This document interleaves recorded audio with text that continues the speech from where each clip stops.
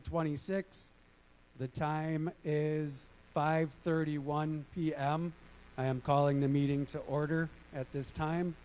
I want to take a minute and have everybody introduce themselves so you know who the commissioners are. Katie Bailey, Planning Commission. Eric Doven, Commission Member. Steve Schiffel, Commission Member. Jeff Marutz, Commission Member. I'm Matt Zacher, Mayor and Commission Chair. Lee Tao, Commission Member. Todd Furkey, Commission Member, District 2 Alderman. Kyle Kearns, Director of Community Development for the city. Sue Shell, City Attorney. Thank you, everybody. I just wanted to go through a few things. We decided to change things up a little bit. We're going to move item 3 down to item 7 so that we can finish the bulk of the agenda. Then we'll go into the conversation about moratoriums, referendums, and the ordinance. And then we'll go into some comment after that. So we did have everybody sign up outside if you wanted to talk, just to try to keep things a little more organized and moving along. We have a podium set up down here. We're going to ask that you move the mic to get it close to your mouth so that we can hear it, and it's picked up for the people at home and also on Facebook and that. And I'm going to give 2 minutes for everybody to talk, keeping in mind, if you can, I know this is confusing, but what we are talking about tonight in item 7 will be if we can or can't do a moratorium, and if we do, what do we, how are we moving forward? Can we or can we not do a referendum, and how are we looking to move forward? And then talking about the ordinance that we put in place in April, but we're looking, since we've learned more since April, that we want to bolster that ordinance so we can make it much stronger. Now, these are all for any data centers that would come to the table with an application from here on out, but PNK, because they put their application in May, in April for the May Planning Commission, are grandfathered in because it is a complete application. They have not finished their development plan. That's what is still being worked on with them right now. So again, what we are talking about tonight is referendum, moratorium, and ordinances, but we're not talking about P&K or anything specific to that application or that company. So item 1, we have approval of the report from the July 6, 2026 Planning Commission meeting. Commission, what are your wishes for those minutes? I got a motion by Marutz to approve the minutes as written. Second. Seconded by Furkey. Any questions or comments from the commission? Seeing none, we'll go ahead and cast our votes. All those in favor say aye. Aye. All those opposed say nay. Ayes have it, 7-0.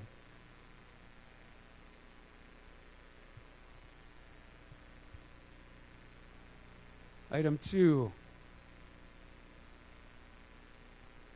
the request from Teresa Cashman, Out of the Box Coffee House, for a special exception to exceed the maximum number of parking spaces at 3820 A Street South, parcel ID 3413806. Mr. Kearns?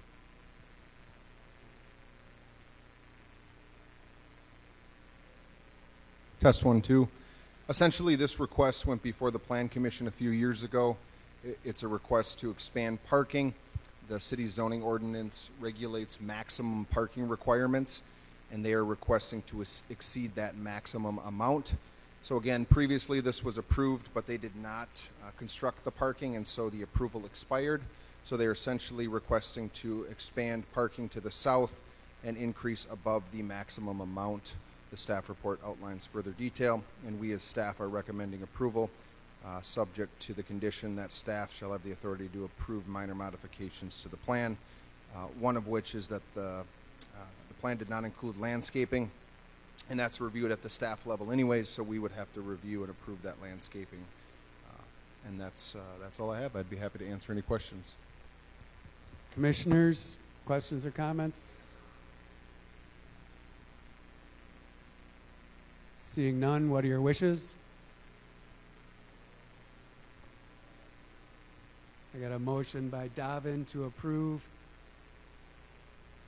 seconded by Bailey. Any other questions or comments? Seeing none, we'll go ahead and cast our votes. All those in favor say aye. Aye. All those opposed say nay. Ayes have it, 7-0. Skipping item 3, moving on to item 4. Request for a certified survey map to combine lots and dedicate right-of-way for the street purposes at property northwest of the intersection of East Jackson Street and 2nd Street North, parcel IDs 34-08178, 34-08177, 34-08176, 34-08174, 34-08172, 34-08171, 34-08170, totaling 9,876 square feet. Mr. Kearns?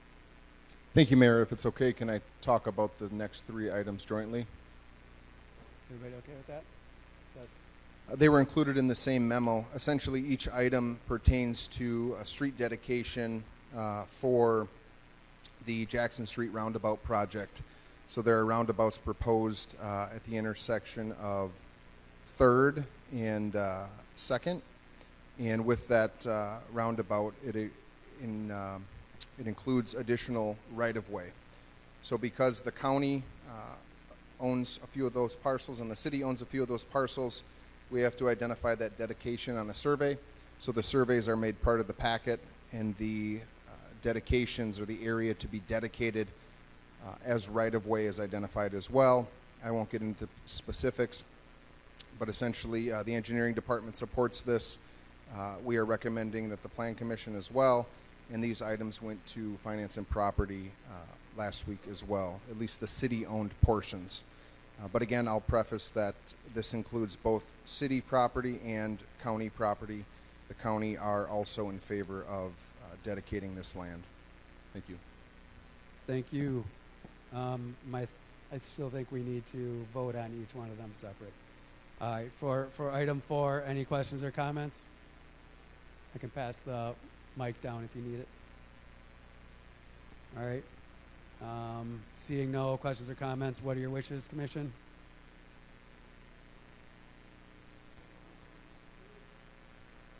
I got a motion by Furkey to approve item 4. Second by Maroots. Any other questions or comments? Seeing none, we'll go ahead and cast our votes. All those in favor say aye. Aye. All those opposed say nay. Ayes have it, 7-0. Item 5, request for a certified survey map to dedicate right-of-way for street purposes at 171 3rd Street North, parcel ID 34-08158, totaling 544.4 square feet. Commission, questions or comments? Seeing none, what are your wishes?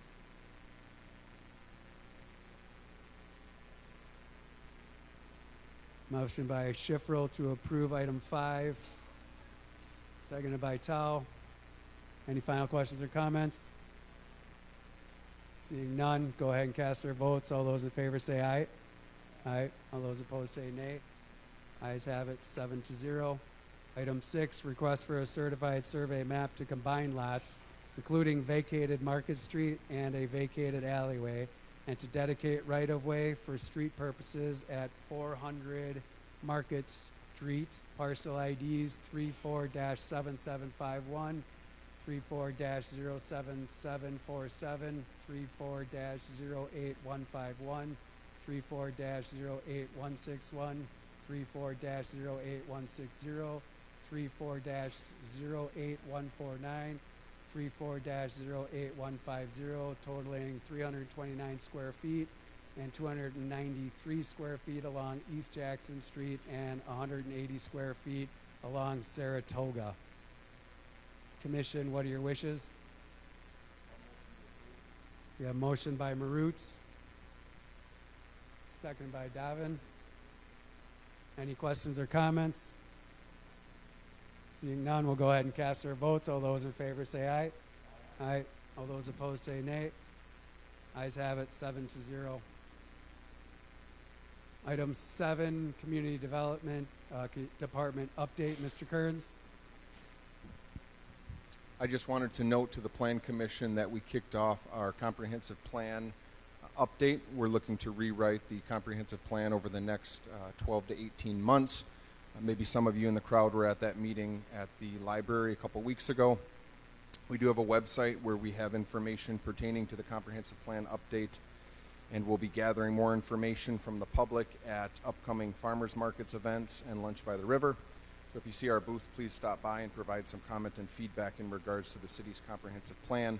For those that don't know what a comprehensive plan is, it's a document that essentially outlines all development throughout the entirety of the city, from utilities to parks and rec to arts and culture. And the state had required all municipalities to have a comprehensive plan back in 2004, I think, and the deadline was 2010. We had a comp plan prior to that. Our recent comprehensive plan is from 2018, and we're supposed to statutorily update that comprehensive plan every 10 years. So we're trying to get ahead of that 10-year update and essentially rewrite the plan. We'll be utilizing the Regional Plan Commission to aid us in gathering some statistics that'll incorporate into the plan. But right now, these first couple of months, we'll be engaging with the public. And then as we get into the winter months, we'll be doing more plan formulation and gathering some of the other statistics necessary. The intent is to keep Plan Commission informed as we pursue the comp plan update. So we'll probably have a standing item moving forward on these agendas with regards to that comprehensive plan. That's the only thing I wanted to mention, Mayor. Thank you. Thank you. Any questions for Mr. Kearns? All right. Seeing none, that completes the remainder of the agenda. So we're moving back to item 3. And before I read this off and turn it over to Alderman Palmquist, I just wanted to say, you know, there's been a ton of work. I wanted to thank the community, everything that you guys have done to reach out to us. From the beginning, there's been a lot of great ideas brought to the table. We were asked to delay things and slow things down, and we did that. You know, here we are months later. I think everybody's done a good job communicating, and I appreciate that.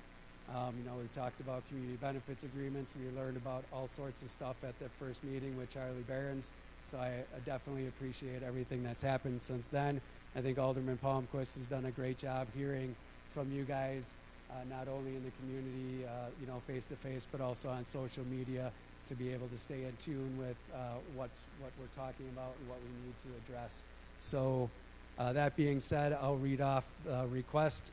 Number 3 is a request from Alderman Madeline Palmquist to review and consider modifications to Chapter 11, zoning as it relates to data center use, Appendix B, for discussion only. Ms. Palmquist?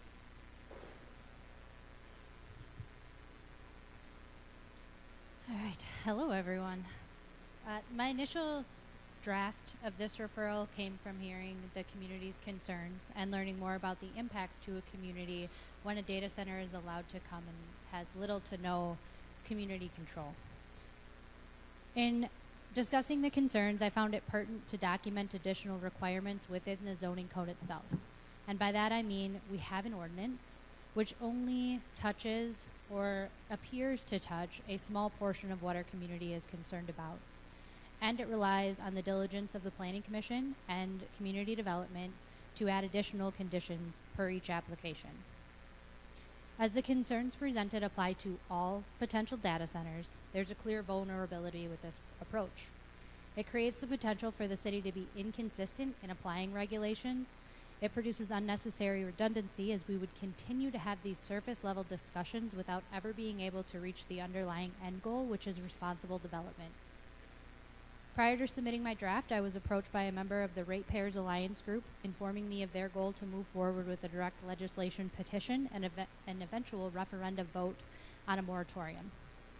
We had a respectful conversation in regards to the process, and we both agreed that it would be less labor intensive to request that the Commission and the Council consider if we can implement a moratorium and if we need one. Rather than submitting 2 or 3 different referrals for you all to consider, I submitted one containing the various options. And before I end and turn it back over to you all, I want to take a minute to say thank you to the Community Development Department for initially bringing forward the concept of being able to regulate data centers within our zoning code, and to this committee for being a part of government, as well as putting forward a recommendation that allows the city to have control over data center development. Without your forethought to implement ordinance restrictions and require a conditional use permit, we'd likely be having a very different discussion today.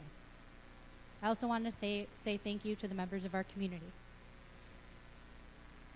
and to those who are using this as a catalyst of having productive conversations and applying thoughtful, fact-based skepticism about data centers. Your input is critical to the future of our community. Your constructive criticism and critical thinking helps us build, learn, and grow together.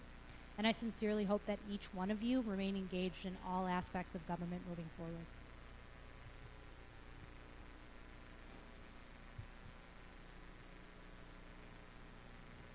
Thank you, Ms. Palmquist. That being said, I want to turn to our city attorney, Sue Schill. I think we can start the conversation with referendum to talk about the referendum and where they stand and what we're able to do. Right, as far as a referendum goes, specifically regarding I guess what was proposed was a moratorium. Those are generally as an advisory referendum. That would be inappropriate. There are limited avenues for advisory referendum, and those can only be for certain things under statute, and that would not include such a thing as a zoning moratorium.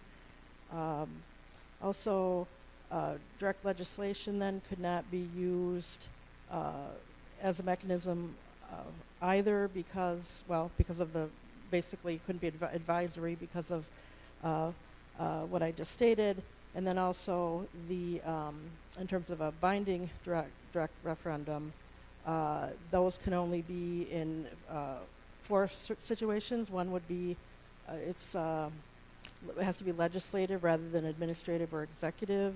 It cannot repeal existing legislation. It may not exceed the legislative powers conferred upon the governing body, and it may not modify statutorily prescribed procedures or standards. And in this situation, it really there would be 2 prongs of that would be violative of direct legislation, petition, because this would be the courts have found that zoning is not something that could be legislated or modified by a direct legislation petition. And also this, I'm just looking at the proposed direct legislation referendum, it would be amending the present ordinance and the land use matrix, which was most recently adopted. So a referendum, either through direct legislation or if the council wanted to do that, I think both of those avenues are foreclosed because of state law and case law. And I'm speaking specifically to the referendum on the moratorium or any attempt to address zoning in such a referendum. I know there are possibly other ways that regarding, expending a certain amount of money, regarding a capital expenditure funded by the tax levy, something like that. But in this instance, there's no, money that's purported to go from the city to fund any TID or TIF or anything like that. So that also wouldn't apply. So the referendum, as our land use attorney has laid out, and I would concur, is a non-starter in terms of at least how it's been presented here. Thank you. Commission, questions?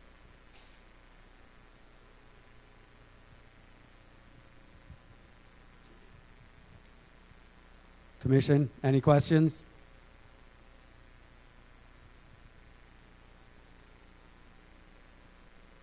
Okay, seeing none, we're going to go ahead with the conversation. Again, we will have time to ask questions, but right now we want to go through the discussion, make sure all the commissioners have any of their questions answered, and move on from there. So, if Sue, if you could talk about the option of a moratorium, please. Right, a moratorium is definitely on the table. The process is probably about the same as amending the zoning code or beefing up the present ordinance.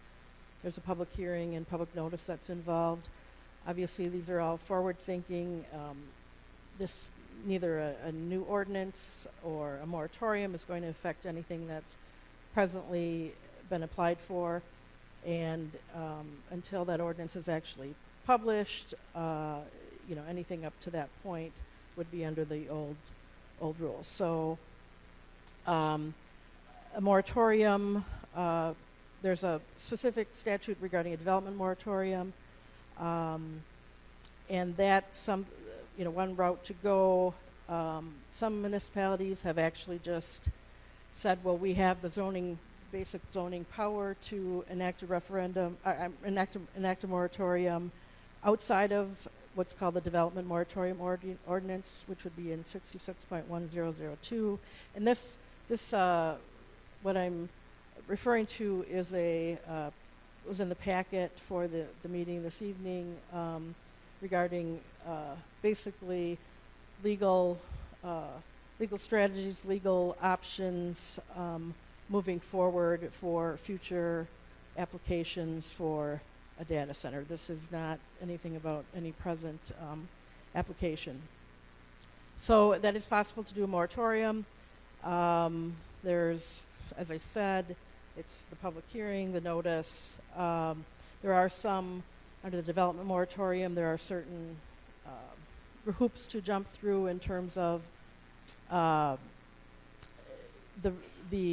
some kind of expert testimony or expert verification regarding the overburdening of public facilities, and then basically that would allow the city 12 months to then work on beefing up the amendment or beefing up the ordinance through amendments, or changing the ordinance in other ways, and the city can, after that 12 months, ask for an additional 6 months of a moratorium. That effect of that moratorium, as I stated, would be to put a pause on any new applications for, I'm assuming, what would be defined as a data center. What, I guess, in terms of moving forward, do you want to talk about the amendment of the ordinance too, then? Yes. Or, yeah, I can just briefly touch on that. I mean, obviously, that is certainly permissible. That's a code change. That's, again, a public notice, public hearing. And our land use attorney has laid out some possibilities in terms of beefing up the ordinance regarding electrical regulations, noise, water, generators, decommissioning, obsolescence, hazardous materials and electronic waste. So that definitely can be beefed up. Again, this is not prospective, and it's going to be for future applications. We have to be careful that we're not intruding on any state or federal regulations. The PSC would be involved, DNR perhaps, other state and federal, air and environment regulations would come into play. But to the extent that there are some of those areas that are not regulated and not preempted, that the city could step in and as I said, make that ordinance more expansive and more restrictive.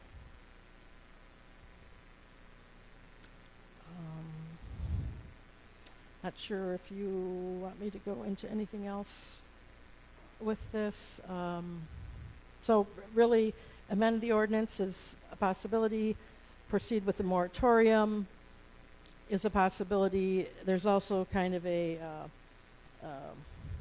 well, what Chris is, what Attorney Smith has basically stated in his recommendation to the city would be to proceed, but first off, review the ordinance, because that's really what you're doing the moratorium for, is to allow you time to visit the ordinance and see what changes need to be made. So to begin, immediately begin looking at that and going through the different ways that could possibly be changed, and then also to begin the process of receiving any expert verification that is needed for the development moratoria. And then as the passing of development moratoria, and then once that 12 months starts, hopefully we would have already been in the stage of working on the amendment of the ordinance and then be ready to either enact that ordinance in that first 12 months, or if more time is needed, after 18 months after the moratorium is passed. So he would be recommending kind of those steps, and specifically direct staff and council to do a written assessment on the deficiencies of the current ordinance. And then that would be our foundation for, in case the moratorium is challenged, that doing our due diligence on that. And then do the public facilities capacity assessment on, let's assume it's for energy or electricity, and then begin drafting the zoning amendment immediately, and then if the engineer's report support it, proceed with the moratorium. And then you'd have time to complete the amendments, because I guess as we sit here today, in 30 days, 60 days, 90 days, there might be things that in the data center world that might come up that then, we wish we would have maybe added that, right? So instead of immediately attempting to change the ordinance and then being stuck with that, it allows a little more time to investigate, to get the best ordinance, I guess, that in the city's interest. So. Thank you. Thank you. Do we want to go into the conversation of like the ordinance changes that we want to see, or do we want to talk about what it is that we want, if these are the things we're moving forward with? We have to bring it all back to the table. We're not taking action on anything, but to give direction to our council and to our community development director and myself to work on for the next meeting, and then how quickly do we want to meet for the next meeting? What are your thoughts on that, Commission?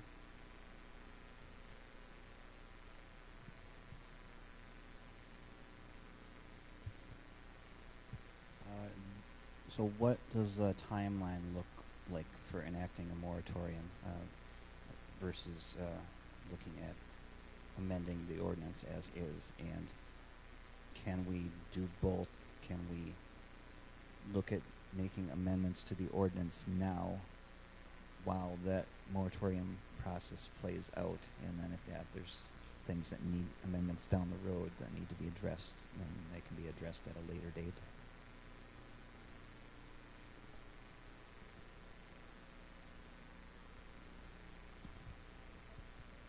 Yeah, it would be about the same amount of time. There's public hearing, public notice. I would say 60 to 90 days for both. It can kind of be a concurrent process that, as we're going through the amendments, if the Plan Commission and the Council directs staff to work on the amendments, that can be done. And additionally, it could be to pursue a moratorium. And then at some point, perhaps everyone's happy with the how the amendment looks, and then you don't proceed to do the moratorium, or maybe more time is needed on the amendments, or you want to consider, more drastic ordinance, then you could proceed with the moratorium. So they could kind of go at the same time, One is really not going to be longer than the other because they both require the same type of notice and public hearing. So if you were thinking, well, let's just get something changed now, you could more than likely do the moratorium at the same pace and then decide at that point what you want to go forward with. Okay, I guess the reason I asked that question is with the memo we received with the proposed changes, so even most of that framework is there. You're saying it would take just as long to potentially enact those as it would to go through the moratorium process. Is that correct?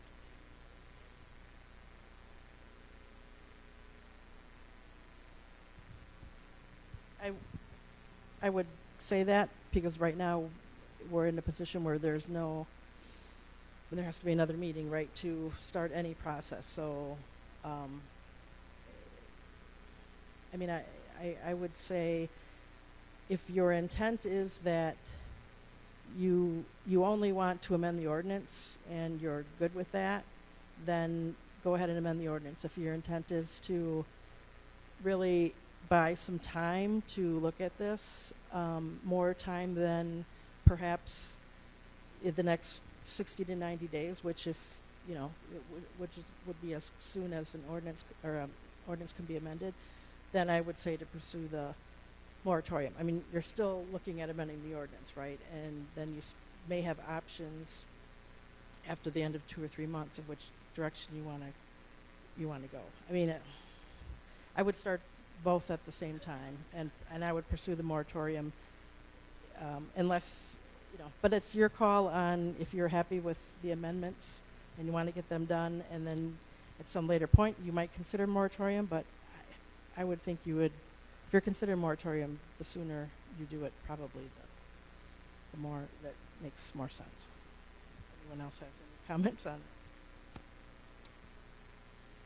I think we're just looking more for timelines so we know what we're capable of, because my question would be, if we do the ordinance changes and we get them done in 90 days, do we still have the ability to carry on a referendum, or a moratorium, or is the moratorium dependent upon working on the ordinance itself?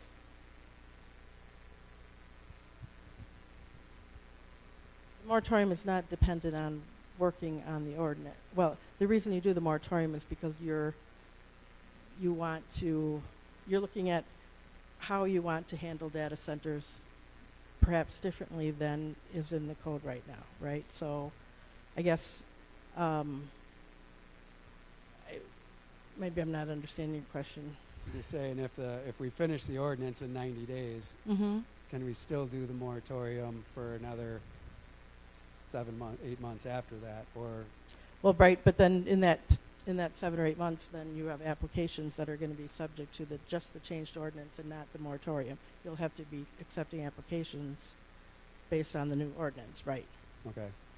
So if you have the moratorium, then you don't have to accept applications. Absolutely, right. I'm Moratorium, yes, I'm I sorry. just want to make sure one doesn't depend on the other. Like, we can't do a moratorium just for the sake of a moratorium. I thought we had to have a specific reason for the moratorium, which was the changing of the ordinances. Right, But we can continue on the moratorium afterwards. yeah, Okay.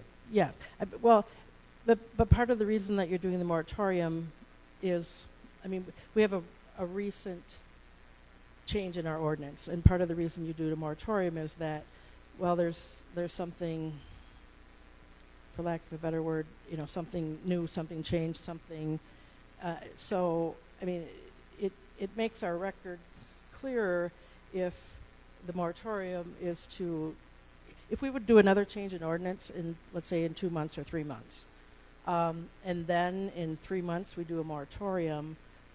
I mean, I think it's kind of like, well, why you do a moratorium? You've changed your ordinance 2 times. What is the overriding interest that you are? And if you look at the conditions for a development moratorium, what is there that is causing would allow you to do this development moratorium? So,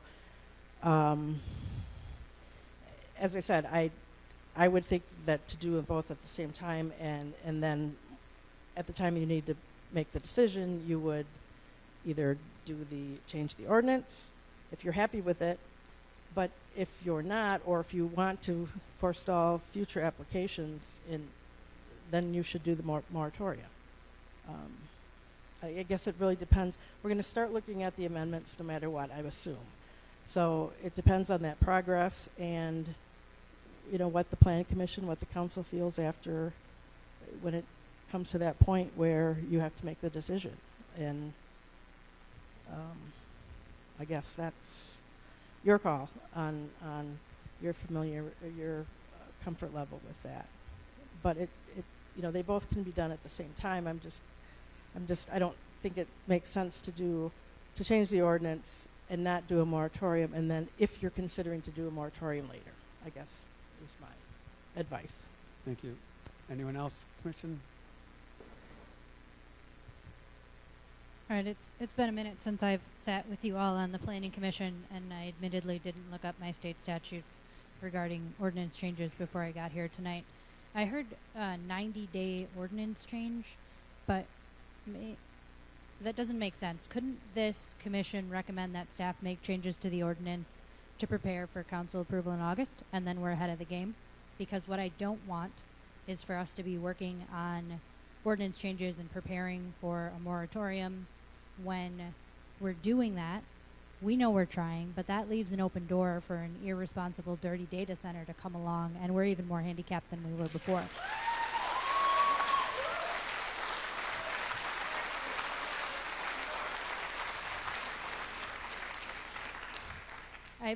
I feel like the stronger we have our ordinance, the safer we are, even though I trust that community development is putting in whatever they can and working with our other departments to make sure that we're protected. I want it documented so that everyone in the community understands what those protections are. So rewind to my initial question. I forgot why we have 90 days on a zoning ordinance change. Can you help me out, Kyle?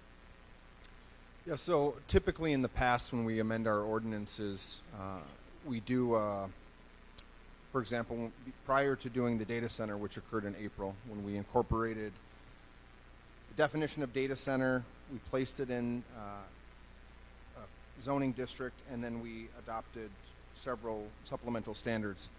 That was about a 60-day process. So we asked the Plan Commission and Council for feedback. We drafted an ordinance, and then they took action. And again, that was about a 60-day process. The quickest you can probably do it is about 30 days.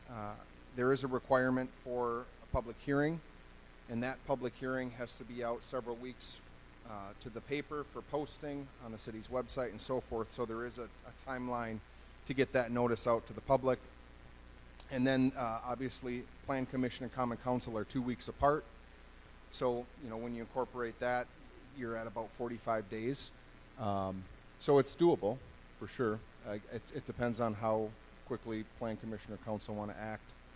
I also want to mention, again, that the moratorium and any ordinance changes wouldn't necessarily affect any existing applications that we've received. Perfect. Okay. Just want to make sure. And then secondly, I want to note that you can think outside the box when it comes to an ordinance. For example, back in March when we discussed data centers, I referenced other communities that had created separate zoning districts. They, for example, created a separate data center zoning district, meaning that you would have to rezone the property even before a data center could locate there. There were other communities that have created overlay districts with several supplemental standards, right? I think that's probably the furthest side of the spectrum that communities have gone this far to regulate data centers. And it's a multi-step process, right? You might need to rezone the parcel first, then you need the overlay approval or a conditional use permit. When we went to Plan Commission and subsequently Council, the middle road was chosen, which was to place it in a singular district and then define data centers and accessory data centers, and then include several lists of supplemental standards. And again, the conditional use permit standards are outlined in the zoning code. So for those that want to know what those are. I think we list them on the paper mill page. But that's the review that we have to do internally as staff when we receive a request. There's a history of other conditional use permit requests and past agendas if you guys are curious and want to learn more about that analysis that's performed in our office. You can reference previous agendas. And again, I'd be happy if you wanted to sit down or reach out and contact my office directly to walk you through the process previously. At the end of the day, it's our job and my job in community development to receive the requests and review them and make sure they're in line with the adopted ordinance that both Plan Commission and Common Council adopt, mostly related to the zoning code, but there are some other codes that Plan Commission also reviews. Hopefully that helped. Yes.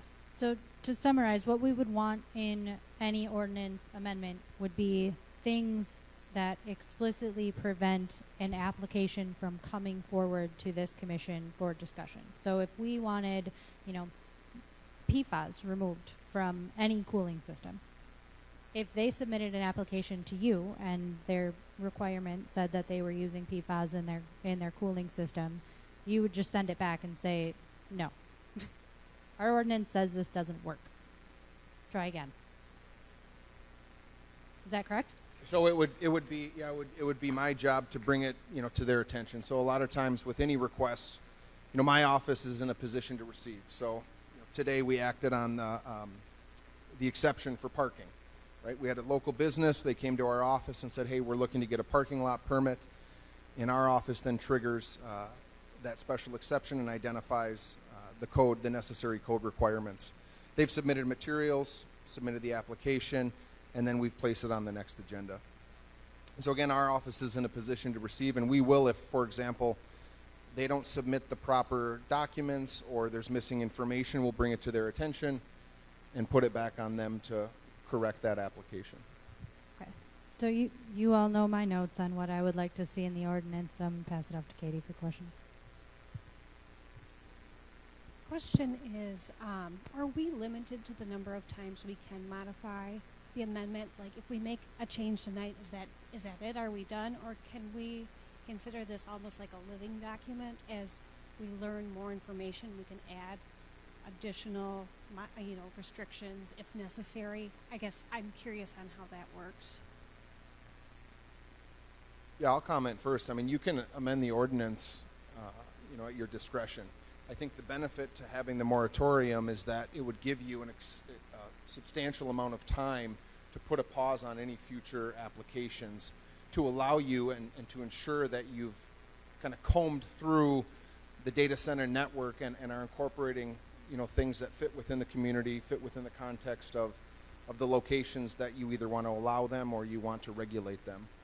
Versus just, 1 month you amend the ordinance, you could still have an application come in, and then we'd have to entertain that application. And then if you wanted to the next month do another amendment, and we had another application come in, I mean, we have an obligation under state statute to intake that application and respond within a timeline.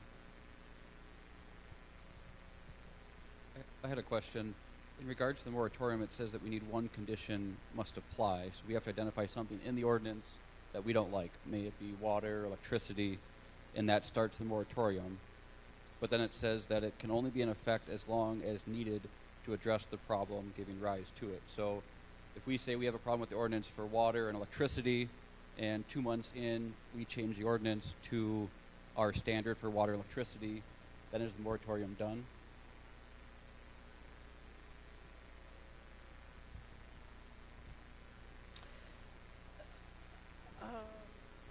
Well, I guess if you're amending the ordinance, and then if in effect it's up to you whether you're actually then lifting the moratorium if you're basically saying these are now the rules.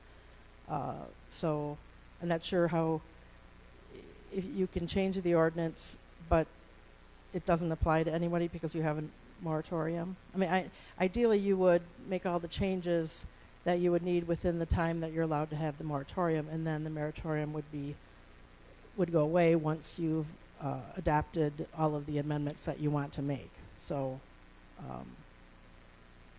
I guess it's it's up to you to determine whether you've reached the point where, you know, you've solved any issues that was the reason for the moratorium in the first place. You adequately addressed the reasons for the moratorium, the reasons that you wanted to pause. So I guess you could make amendments, but they're not going to be, I mean, the moratorium is still going to be overriding, and it's to you to determine when you've made the subsequent amendments satisfactory to then lift your moratorium. You decide when the moratorium ends by when you've reached the point where you believe you've amended have an amended code that you want to now proceed with new applications. So that would come to us and we would vote on that end the moratorium on this date. Well, right, because you, Thank you. right, at that point, after everything's been, assuming you do amendments, right.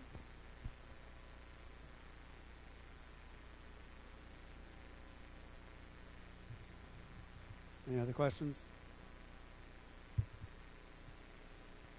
I guess I'd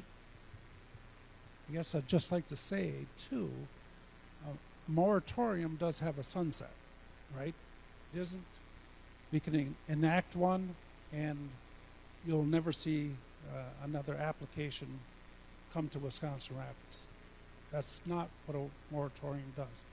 It delays until we consider our ordinances to be strong enough to fulfill the wishes of the Planning Commission and the city as a whole, but it doesn't stop or prevent another application from coming only for that 12 months or 18 months.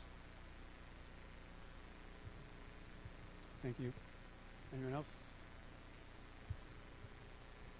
Yeah, just a follow-up, going back to my original question with the timelines, just so my understanding. So my understanding is we could potentially amend the ordinance like within 30 days, but a moratorium wouldn't go into effect for 60 to 90. Is that correct? Like if we wanted to enact the change, that would be the quickest route to enact that change, and then amendments can be made down the road. Is choosing to go the route of a moratorium, that's not preventing another application from coming in until that 60 to 90 days. Is that correct? Well, I guess much the same as, I think we always say 60 to 90 days because if someone's coming in with, a rezoning or something, we like to have time to consider it, and depending on the meeting times, when Plan Commission is meeting, when Council is meeting, ideally you have that amount of time. I guess if you're looking for the quickest, less, I guess you could try to do a moratorium within that time too. I'm not sure. If this is all about transparency and taking your time, why we're, I understand that, but a normal process would probably be at least 45 days, and I would say 60 days. But if you're all willing to have special meetings, and I'm not sure, to work on the ordinance within, a few weeks, that's possible. But I would defer to Kyle on the notices and when the meetings are going to be and how much time is needed to review, make any changes. I would say it possibly could be done in 45 days. I'm not sure the moratorium, that's probably tight, but it's still the same time frames that are applicable to the ordinance amendment are the same timelines as the moratorium. And I guess if you're going to condense or try to condense and set meetings to, try to get it done as soon as possible, then I guess we can figure what that date might be, what those meetings might be, and go from there. Okay, thank you. The other thing I just wanted to say, I hesitate to say this, but it's not what Alderman Furkey said.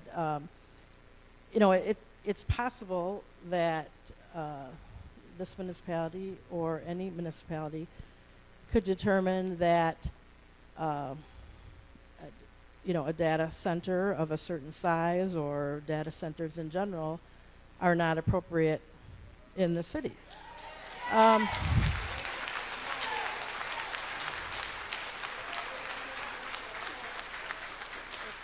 It's so part, you know, part of that process of the moratorium or during the moratorium is to, you know, that could be a consideration that has happened.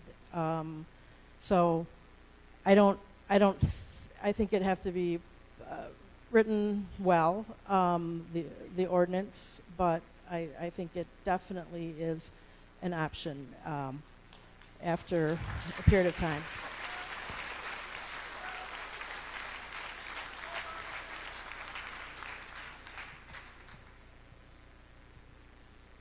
Commission, any other questions or comments? No reactions tonight. All right.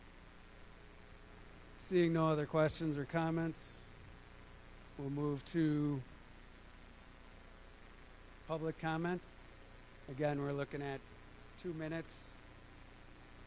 I'm going to read off a couple of names. You can come up. And I'll just have a timer here. If I kind of wave at you, you know, kind of wrap it up pretty quick. I'm not looking to cut anybody off. I just want to make sure that everybody gets their time. And we'll go from there. So Caitlin Federwitz, Carrie Betcher, Martha Kronholm.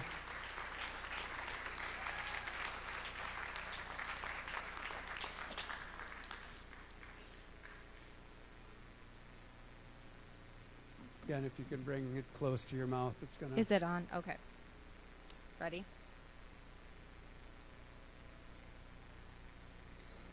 Go ahead. Go? Okay. I would like to point out, first of all, that I have the packet that they are reading from. And when we are talking about moratorium, first of all, I would like to say I would really like to see this committee recommend going into moratorium to prevent any data centers from being applied for during that time. Go into moratorium, then amend the ordinance. I don't understand what we are standing here talking about, which one we should do first. To me, it's pretty cut and dry. You go into moratorium, you can't take any more applications, and now you write a strong ordinance. Because this ordinance that was written before any of you knew that there was a data center on the table in the background. And speaking of the data center, let me go. Speaking of the data center that is on the table in the background that we are not here to talk about, if we are not here to talk about Chris Smith's data center, why is Chris Smith the one writing 8 pages of recommendations? If we are not here for Chris Smith's PNK data center, why do I care what Chris Smith has to say with no other lawyer talking in here, where he literally says, I am making a recommendation, if we are not here to hear from P&K's acting go-between lawyer? How much time do I have left? 44 seconds. I don't need my question answered. I don't need my question answered. I want you to reflect on that, because I know for a fact that this data center has been in the works since December. And you didn't know that when you wrote this ordinance that we want amended. You didn't know. I know that you didn't know, and I believe that you didn't know. But now you know, and now it is time to write the strongest ordinance that Wisconsin has seen in a data center, and you go into moratorium to do that.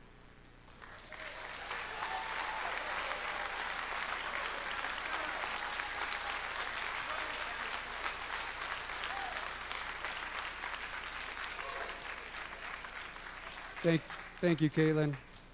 Carrie? Hi, I'm Carrie Betcher. I represent Wisconsin Rapids as well as the Central Wisconsin Ratepayers and Land Alliance. We are a regional coalition of local residents We are not outside agitators. We are people that live here. We are asking, because as Caitlin mentioned, it doesn't make sense why it's even a question. Do a moratorium. You've got all the words in front of you, put a moratorium on it, and then sit down, figure out exactly how to keep hyperscale data centers out of Wisconsin Rapids and central Wisconsin. That's all we want.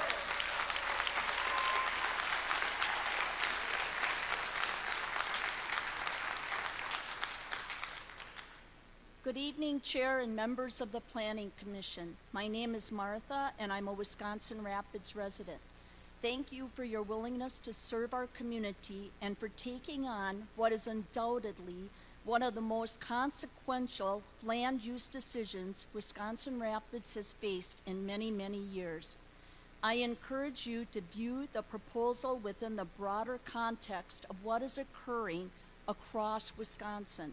Communities including Madison, Westport, Baldwin, and Cassville have recognized that hyperscale data centers raise unique questions involving infrastructure, water resources, noise standards, electrical demand, PFAS protections, compliance monitoring, environmental impacts, and long-term community planning.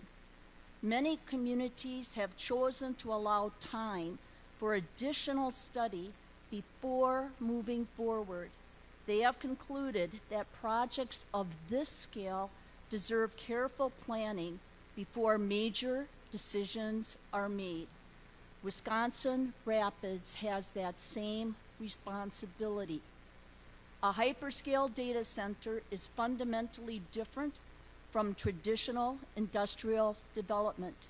Even national business publications have noted that significant aspects of this proposal, including the operator, investment details, and long-term economic projections, remain unresolved. For these reasons, I respectfully ask you to consider whether additional study, stronger CUP and ordinance provisions, or a temporary pause would best serve long-term interests of Wisconsin Rapids before moving forward. Thank you for your time, your thoughtful consideration, and your service to Wisconsin Rapids. Thank you. Lisa Brazo. Treya Kimball would be next. Karen Wolf also. Good evening. Thank you so much. I'm not a great public speaker, so this is a little difficult. Okay. Okay, thank you, thank you.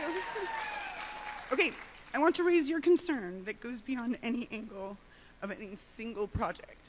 The EPA has proposed stripping away public transparency requirements for diesel generators that power the backup systems. Right now, these generators are permitted individually as minor sources, which sounds harmless until you look at what that adds up to.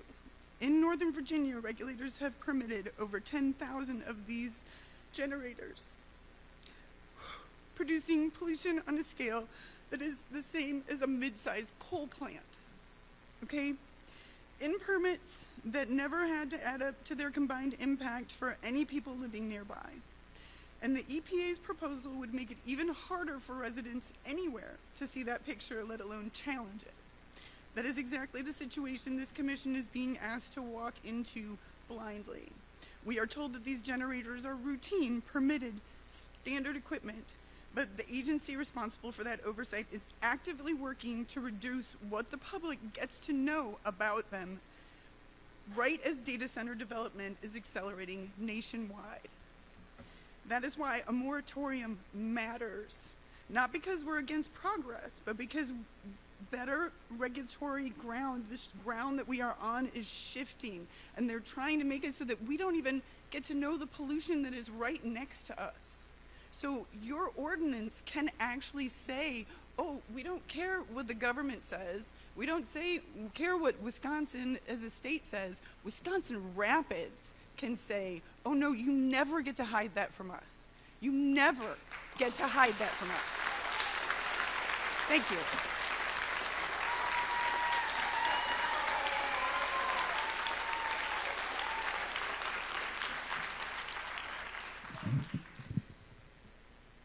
Good evening. My name is Tria Kimball, and I have lived in this area for 26 years. I own a home in District 7, and I vote in every election. I was born and raised in the beautiful city of Port Washington, where a massive data center is currently under construction. My family still lives there. They have said that the dust, debris, traffic, and noise and light pollution are affecting humans and wildlife for miles around. Kids are getting to school 45 minutes late because buses can't safely do their routes due to the caravans of construction equipment and the dump trucks clogging the intersections. In backroom deals and shady cover-ups, a large company promised the mayor and some wealthy landowners that this was a great deal, and they broke ground before the ink was even dry and the citizens were duly informed. We don't need 100 to 150 jobs badly enough to go through the disruption and the ill will that that data center would be stirring up in our community.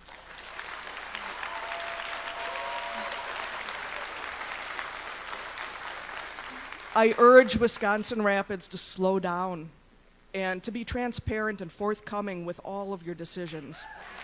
Take your time, communicate, and don't be fooled by any promises because those promises are not going to help the average taxpayer. But it will hurt our ability to maneuver through town safely and on time.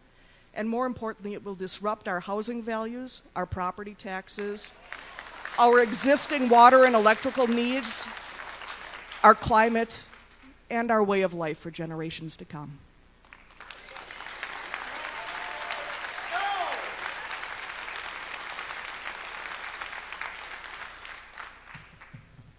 Hi, I'm Karen Wolf, and I'm here. I just have some concerns from the Cranberry Growers Association. Well, my husband owns some marshes. Better? Better? Okay. I would like to know if there's been an independent hydrological study done to determine whether this project, either directly or through the additional power infrastructure it requires, could affect groundwater levels, groundwater flow, surface water flow, or irrigation wells used by cranberry growers in the association in the surrounding areas. The developer does say it's going to be a closed-loop cooling system and that it's only going to use domestic water, but what's the maximum number of gallons per day and gallons per year and the facility will be permitted to use? And also, will they be held accountable to those numbers? If they are given a maximum amount, will it be like a conditional use permit where if they go over it? Where exactly is the gallons of water going to come from? Municipal water, groundwater, wells, surface water, or some combinations? And will the company be prohibited from switching to a more water-invasive cooling system later without public hearing? During drought conditions, when cranberry growers may need a large amount of water, irrigation water, who has the priority? Has anyone modeled a worst-case drought year in agricultural irrigation, residential wells, municipality demand, and this data center operating at full built-out? Will baseline water levels and water quality be measured around this project before the construction begins so that in 5 or 10 years from now we actually have something to compare it against? Who pays for the neighboring agricultural wells and surface water researches and adversely effects? Will the city be independently monitoring the wells, and will the results be made publicly available rather than relying solely on testing performed or paid for by the developer? Just some questions about water, where we're getting it from, how we're getting it, who's responsible for it. If things go wrong, who's paying for it? Who's going to pick up the bill? Is the bill going to be picked up by the city, the taxpayers, or the data center? Yeah, I think we can talk more, Karen. We don't have the answers to everything that you asked there. Right. But we do want to, because again, what we said at the beginning is we're not talking about specific data centers right now. We do want to get all the answers Well, it's to not a these specific questions. data center. This is just This is to the information in water. general. Right. It's not to a specific data center. And the other thing is to consider too, I agree with the moratorium right away. That only makes sense. But when you're going to do these city ordinances, make it so stinking high that no one wants to mess with Rapids. Make it high. Thank you. Danny McDonald, Carol Berna, and Alan Glinsky. Danny McDonald, Carol Berna, and Alan Glinsky.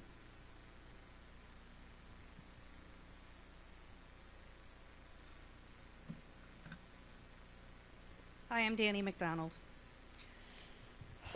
Okay, I'm going to say some things a little different here, things that I'm good at. I'm not going to come up here and talk about the 7 reasons why we don't want a data center. I don't have any science or fact-based comments. It's just personal. I'm not going to spew laws or talk about what I want out of a community benefit agreement. I'm going to be somewhat selfish tonight and speak from my heart. I didn't have a say in the original mill, and I had family members work there their entire lives. Between the county and the city, I have family ties dating back to the inception of Wisconsin Rapids. A little history for you. My great-grandfather was the very first mayor of Wisconsin Rapids. This was after Centralia and Grand Rapids merged into one. My uncle was Wood County Sheriff and then deputy.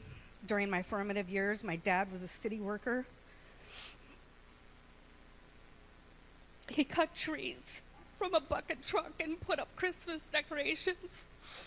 He flooded the skating rinks and was the zookeeper for many years.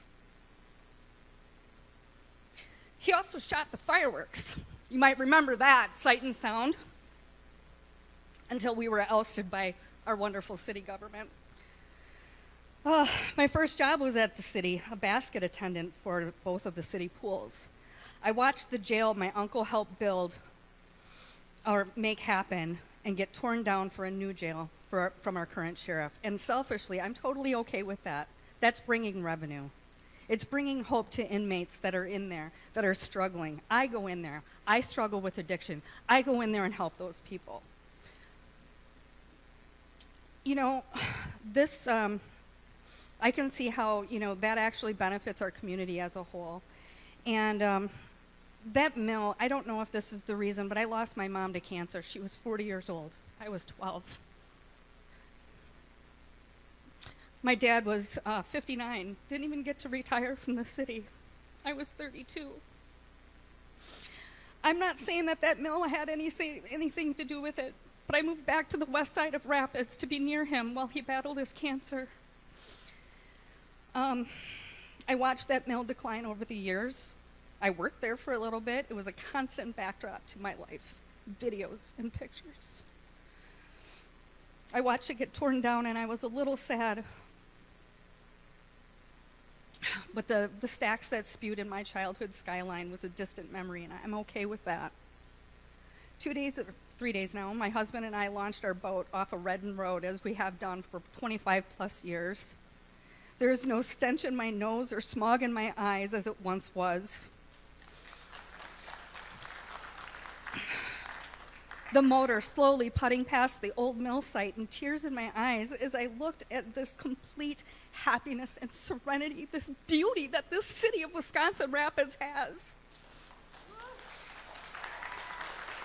It's so indescribable, and I understand industry and corporate money. I've seen the greed and the wealth destroying our waters and skyline, and I'm asking each and every one of you to do your part. We aren't going to be like Stevens Point. We don't have an interstate running through our town. Do the best for this community. The legacy, what legacy do you want to leave Wisconsin Rapids? It's in our name. The water is Rapids.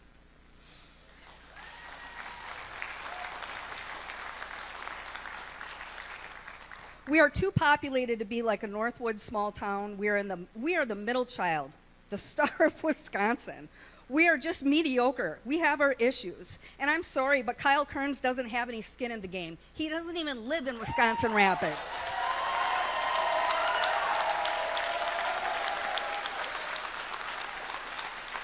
I want you to remember that you guys, we're Bird City. Our town was built on this river. look for the loopholes, make it impossible for any current or future data center to come in here. This is what I expect of our leaders. You guys were hired to do this job, and that's what I'm asking you to do. I can't come up here and tell you how to do it. But just do the right damn thing. Thank you. Thank you.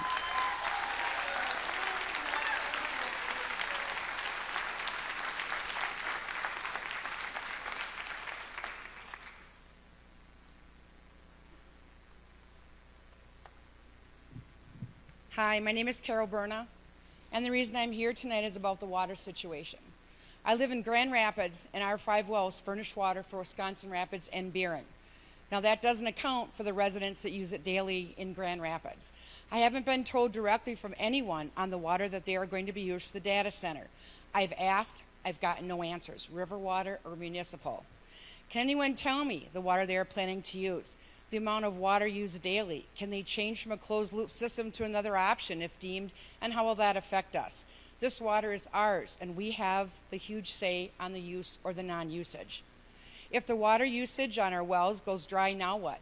Most of us have shallow wells in Grand Rapids. Our only answer is to drill a deep well and go through the hard pan for undrinkable Buena Vista marsh water.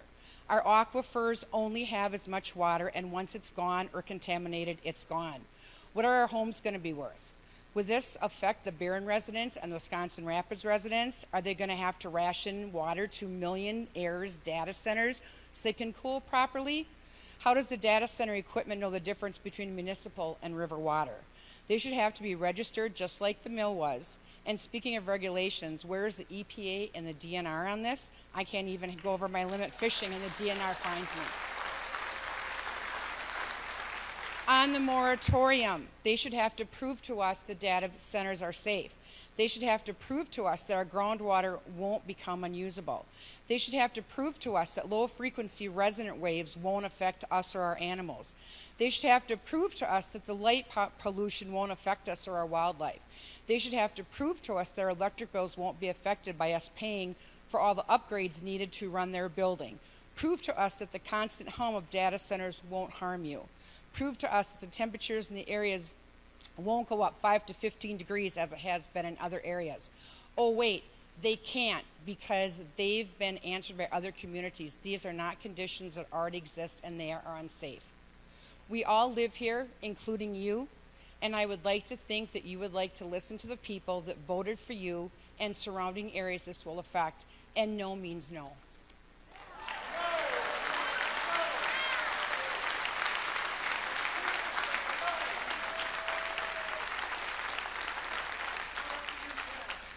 Alan Glinsky.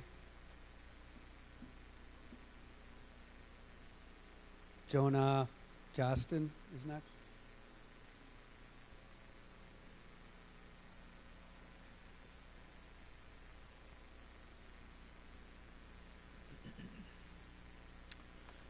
I'm Alan Glinsky. I've lived in this city for pushing 40 years now. I have never, and I've done hundreds, if not more, projects where I had to bring data to my management folks to prove that everything that was going to be done about this project was a good thing or not. I have never seen this agglomeration of stuff that we do not know. Frankly, if data centers are a good thing and a good thing for our future, well then by God, you better bring all the data. And there is nothing here. So without that comment, you know, if it takes referendum to hold it up till you got all the data, keep doing it. Do whatever the heck it takes to answer the multitude of questions that this thing is still dangling on. I wouldn't even consider it if I had the authority to say go do it. Not at all. So get it. If you got it and it suddenly convinces everybody that this is not the next best thing to mom's apple pie, well then maybe we should consider it. But right now, to heck with it. It's not worth it. Not for everything. Thank you.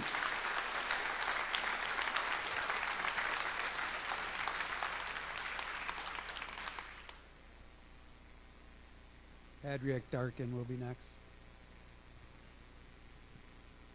I'm going to try to touch on other people's points a bit.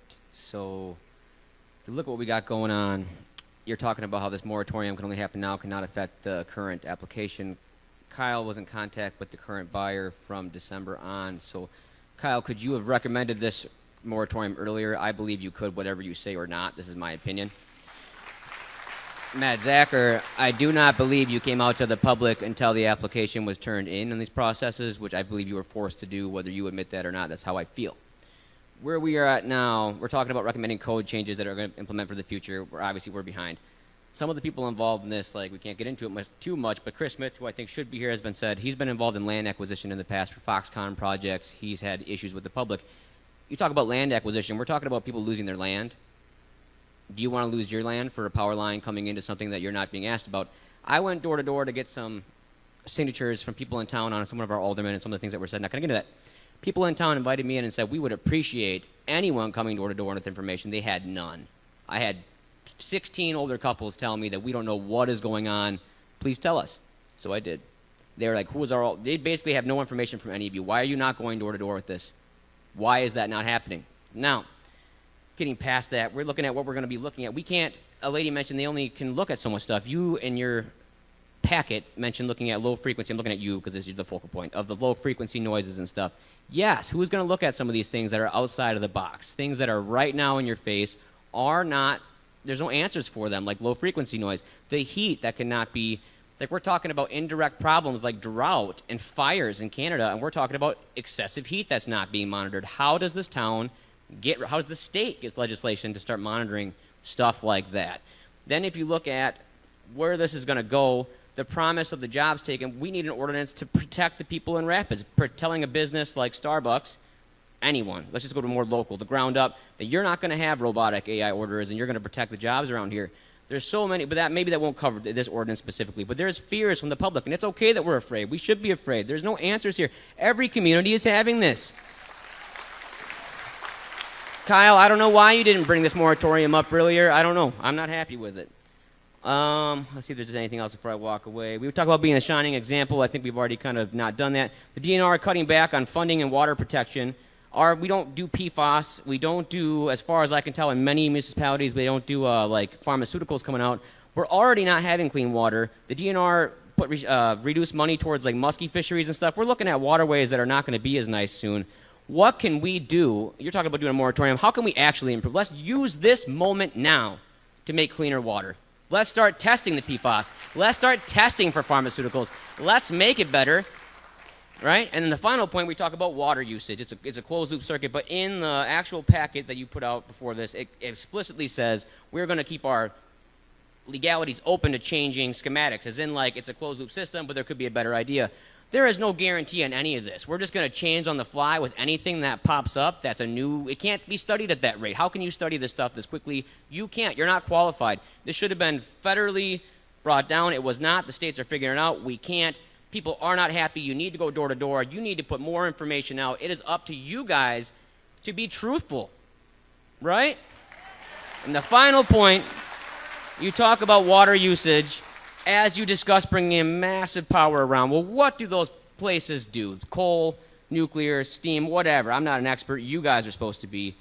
What happens when you bring this much power in? You said a couple months ago that we can't protect our own utilities, potentially, even if we don't touch waterworks and lighting. You said it in an interview to WSA something. Seen this online. Maybe I'm wrong.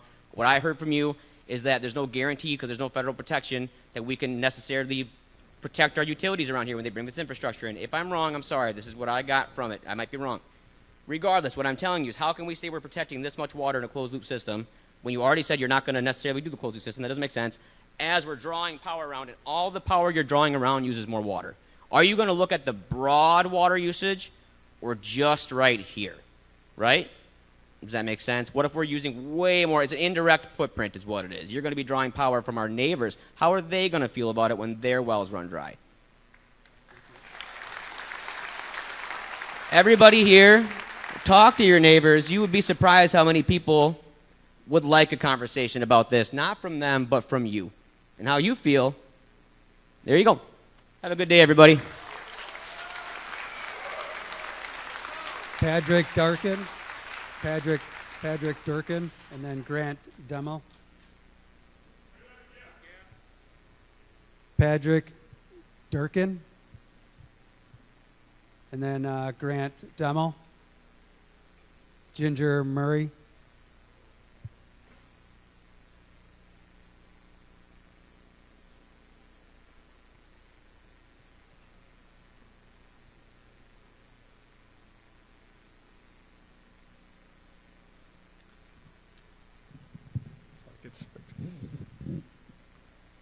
Hello, I'm Patrick Durkin. I'm a 24-year resident of Wisconsin Rapids. I live in Dennis Polich's district, District 7. I just wanted to express my support for a moratorium because we don't know what we don't know yet. We are finding out about all of this on the fly. All of us are. We're trying to catch up constantly to, oh, this is what a data center does, or that's what a data center does. 6 months ago, I probably would have thought this was a great idea. With each day, there's a new revelation, and none of it's good. So I'm absolutely in support of a moratorium. In terms of the changes to the zoning ordinance, there's some great ideas by Alderman Palmquist. We appreciate that and her work on that. A couple of things that weren't specified I saw in her changes was the heat island effect of data centers that would increase our temperatures here in town by 3 to 16 degrees miles away.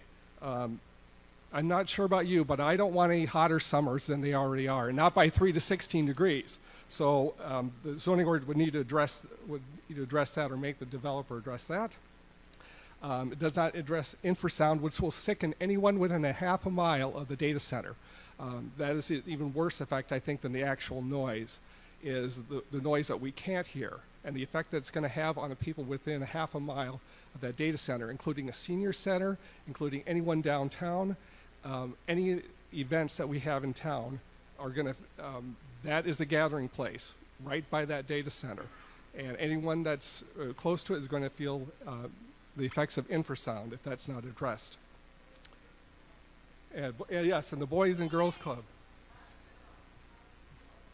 So, thank you. But overall, I think that the proposed change I'd like to make to the zoning ordinance, that would be the best, I think, is to change it to 7 words. Data centers are not an allowed use.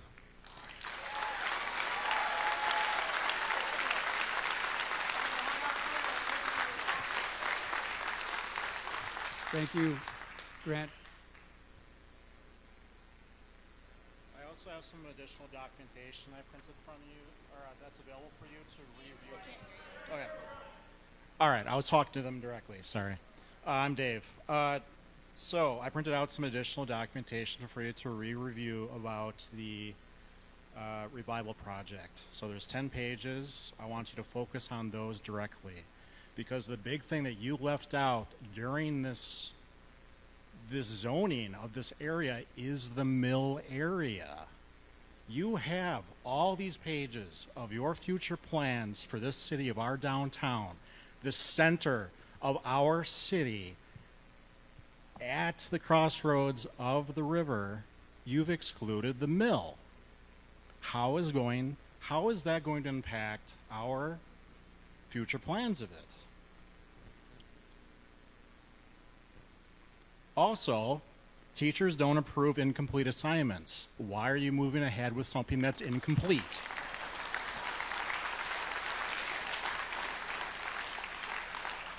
So I'd like you to focus on an impact study to our downtown master plan during the moratorium. And this is before the final signatures and before shovels touch the ground.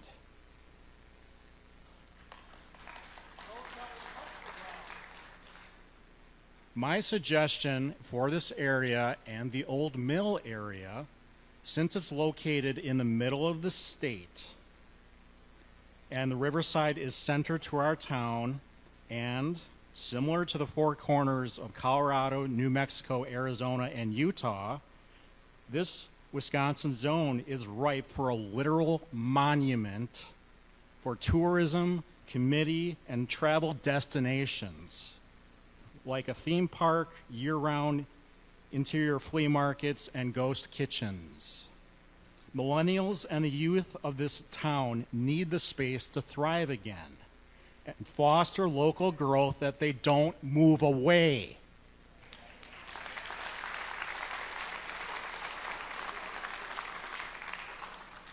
This big project from the Big Apple is not the seed we plant in our old mill. Let's reap the local community growth we already have waiting by rezoning the space for access today instead of years away. That's all I have. Thank you. Do you want these 10 pages to review again amongst yourselves? Because these 10 pages outline your plan of our downtown, and you're excluding the mill. How is it going to impact the rest of it? Do you want these documents or not? So put it down on here. Thank you.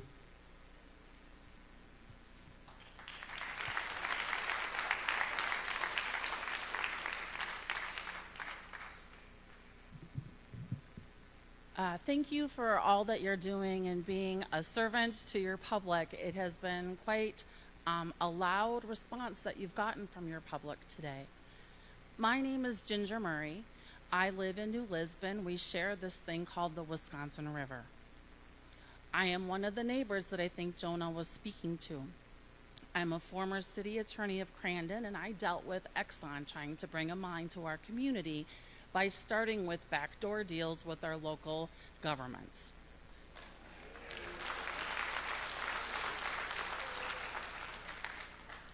There are 3 different components that I've been hearing about as I'm traveling through this district of 26 counties.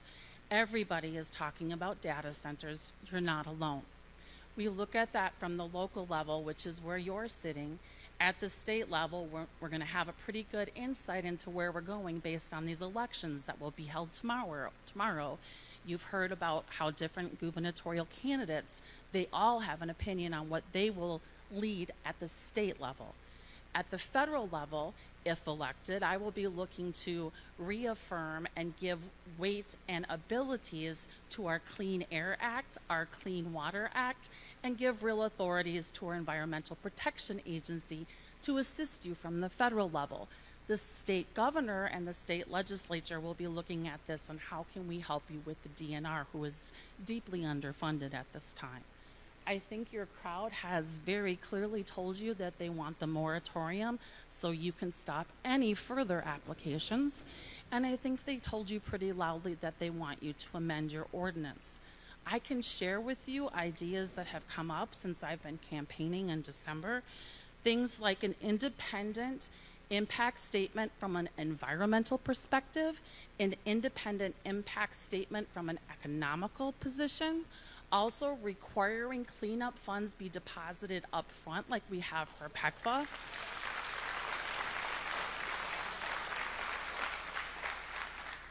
Making sure that we don't rely only on fossil fuels. If you're going to have this come in, use sustainable energy. They can have solar panels on the top of their buildings. They can be using water and thermal if you're going to bring it in. And folks, I'm going to tell you, the folks way up north who want to protect all of their irreplaceable natural resources see why you're being targeted, because you already have the foundation from where the mill was and you have the water. So they're all saying, not in my backyard, put it in yours.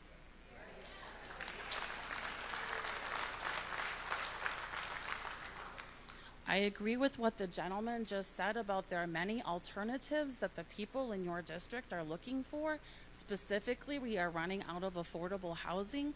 If you're not going to do some of the ideas that they were talking about keeping or bringing back your local youth that have now grown up, I think you could consider housing because we don't have a lot of that available. I don't envy the position that you're in, but the eyes of Wisconsin and the eyes of the world are watching how local communities handle these issues. I wish you the best of luck. I think the moratorium will buy you that time so you can see how your leadership from the state level will be managing this. Good luck, and I hope to help you from the federal perspective.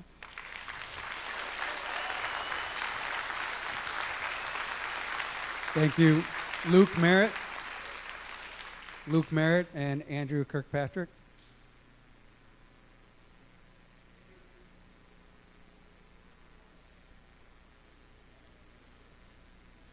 Hey, my name's Luke.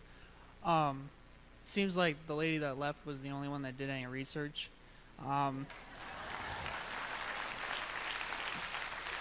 And I have a full-time job. I do activities, but I've watched about every documentary you could about AI data centers and how bad they are.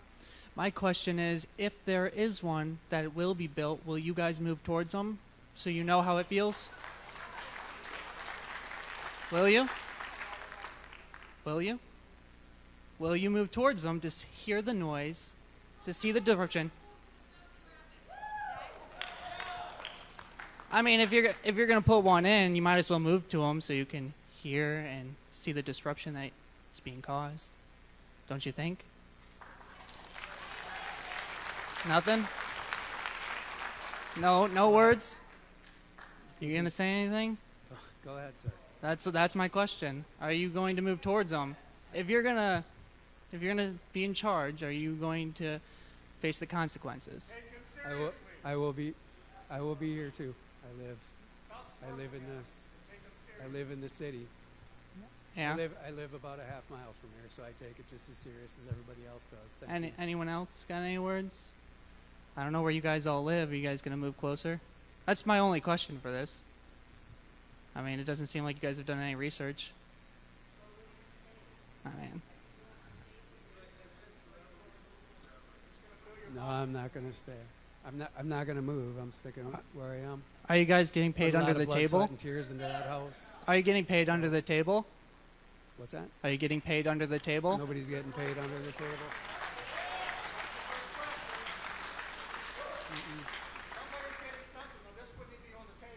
I mean, there's already 50 data centers in Wisconsin and 5,000 in America. Do you really think we need any more? Do you? Do your job. Do it right. Andrew Kirkpatrick.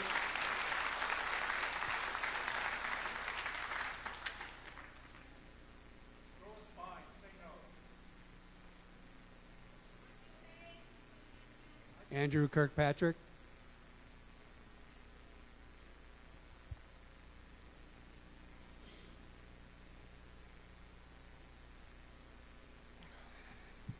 Evening, folks. Some of you already know. From the turnout here tonight, which there's been some very eloquent, passionate, and powerful speakers here tonight, and we should all be very proud of that.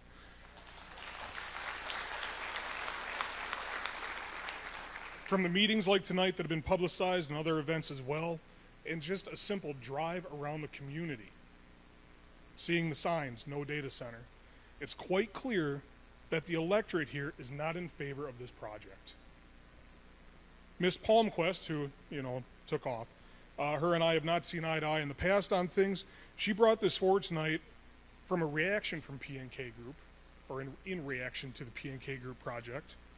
And it certainly seems like the direction is pushing back at PNK. However, we're not allowed to speak about PNK because they're grandfathered in. All right? This is some dirty double talk.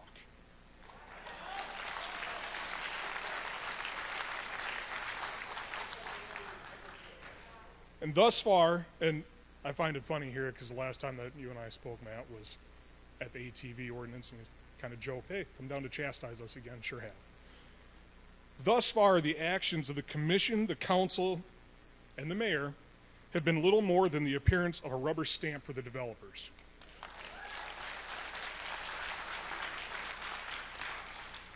Other communities have gotten their act together and squashed similar developments when the citizens pushed back. I don't know why we struggle so bad every single time.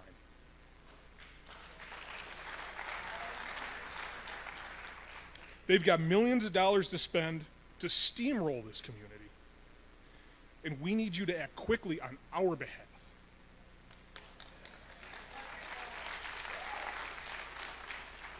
By action of the commission and ultimately the council, go forward with the moratorium quickly. Pass an ordinance banning data centers in their entirety in Wisconsin Rapids for the future. Thank you.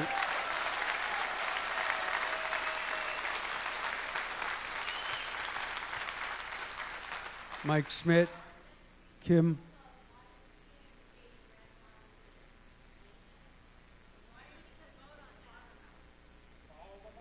So, again, we are not here to talk. I know nobody wants to hear this, but this is why I said it so many times in the front. And I can give you the reason why. If you want to listen, I can give you the reason why. Okay. So we're a quasi-judicial, Mike can help me with this. We're a quasi-judicial board. We have to wait until the actual hearing when the public, like when they come and we bring PNK to the table at the planning commission meeting. And then we do a public hearing. So we listen to the development, then we listen to each other, we ask questions, we talk to our attorneys, and then we open it up to the public and have a public hearing. And that's when everybody's, hold on, sir, that's when everybody's voice is heard, and that's the official time to do it. If we do it beforehand, like right now, if we start expressing our views on PNK before the application time, then we stand to put ourselves in a position where we're seen as biased before we can actually get to the table and have that hearing that we've been delaying for weeks and weeks. So as much as you're saying, hold on a second, if there's a lot of people that are saying we're trying to force this forward, but yet we've been delaying it. So I guess I don't fully understand the contradiction, but we've been doing what the community asks over and over again. But we cannot hear a hearing on the planning commission for PNK before the actual hearing, because then it kind of screws everything up and we set ourselves up for liability. So that's why we have to get it to the table. It is on the table. People say no. Well, no, okay. Everybody here says no. Okay. Hold on. So we need to give everybody a fair, we get their application, we review it, we get it to the table. All right? And then that's, but then we have to get it. So to answer your question, then we have, okay. Let's just let Michael talk, please. I tried to explain exactly why we can't do what you're asking us to do. They're right. Well, I know you're going to say that, but go ahead, Michael. So, Chris Smith is the lawyer for the city who wrote that opinion that we're not supposed to talk about, but it was still in the packet. That's great. I'm told I'm too negative, so I'm just going to talk about a couple of things I love here tonight. I love that Kyle Kearns won't even make eye contact with people when they call him out. Mwah. Mwah. Like, if you're going to have the stones to poison and destroy an entire town, you can at least look the people in the eye when they're calling you out for it. Another thing I love is that they want your trust. They want your trust even though December they knew that Russian billionaires were coming to town and they kept it a secret from you. That's not having a party you don't tell your parents about. That's Russian billionaires. And then they told us that all the plans were on pause, and that was a lie, and they got caught in that. But they still want our trust. And then we find out May 6th that they hired this lawyer, Chris Smith. There's no emails about if they should hire him. He just all of a sudden appears like the devil. And then, speaking of Satan, in the same email is Mayor Eric Adams. So what we're talking about is there's two guys in blue shirts, I guess blue and turquoise, I'm colorblind, that have the serious, complete lack of judgment to think that it's okay to keep a secret from you that the most corrupt mayor and Russian billionaires are working together to poison your town.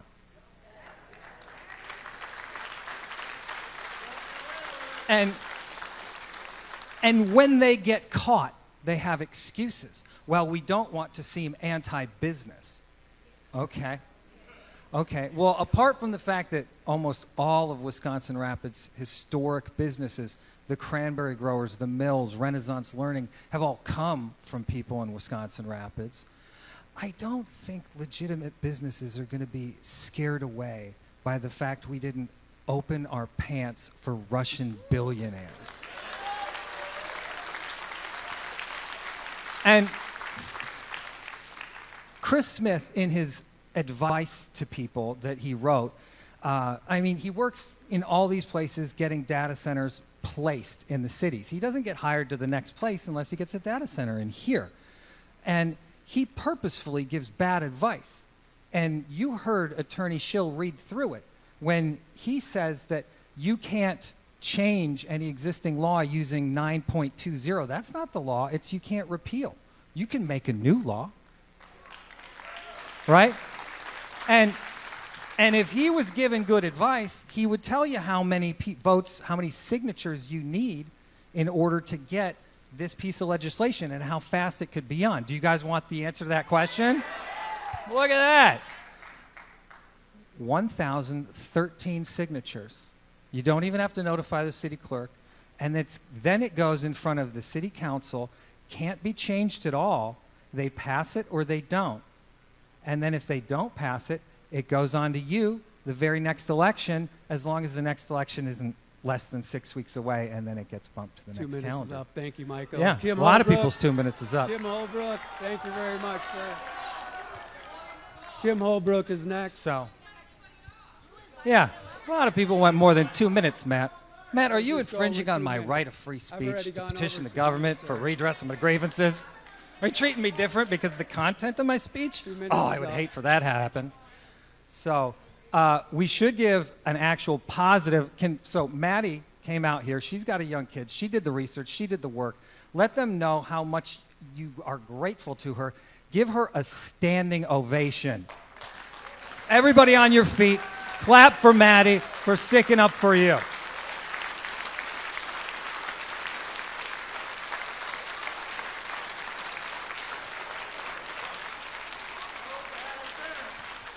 Kim Holbrook.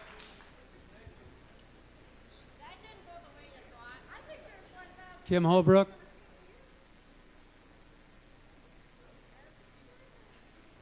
Uh-oh. Is this rainy? Is it rainy? Rainy?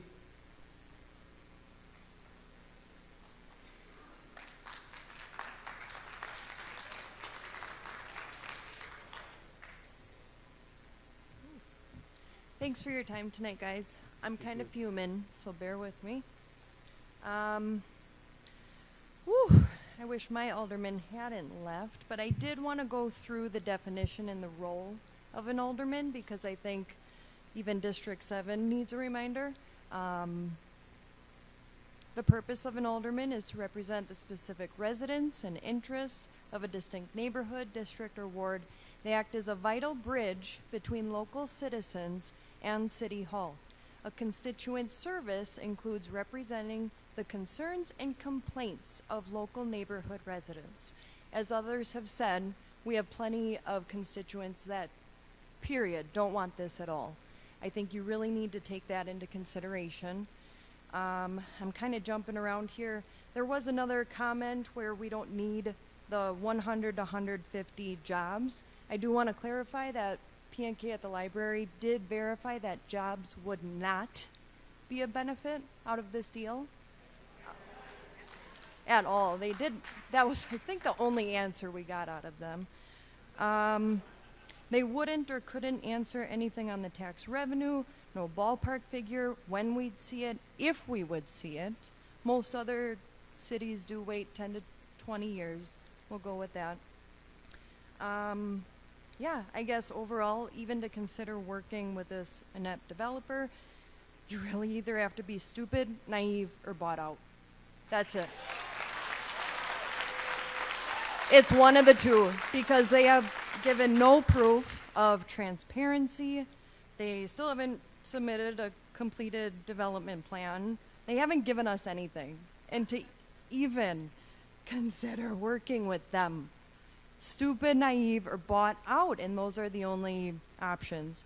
And then on top of it, bringing in, as people have mentioned, Eric Adams, that's like a PR team, bringing on Monica Lewinsky to promote marriage counseling.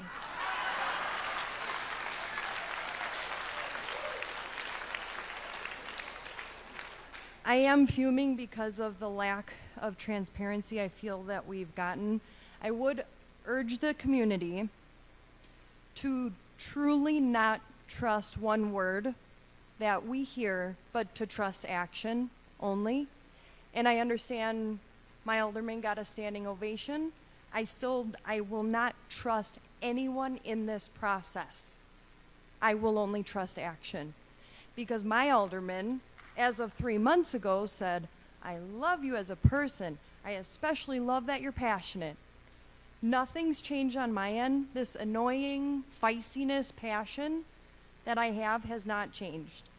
However, she questioned my conduct about 2 weeks ago, saying she doesn't like how we conduct ourselves and this, and mocking people online. I do not trust anyone until I see action. You need to kill this deal, everything about it. Moratorium, if that's the first step. And lastly, there is zero reason for half of the community to learn all these legalities. That's your job. You heard our voices. Now you take that and do it. Do it. Also, this has gotten national attention. I would urge you guys to be the hero in the newspapers after this is done. Let us trust you. Thank you. Sir Cecile Johnson. I'm having trouble reading the name. I think it's Cecile Johnson. Okay. And then Ryan Petrowski will be next.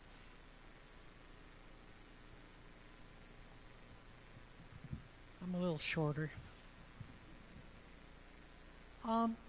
It is zoned industrial, but data centers are really a different kind of cat. They are not a manufacturer. They are not building things that can be sold. What they're doing is they are gathering information about us. And I do have a major problem with the surveillance and the heightened state of surveillance in this country right now.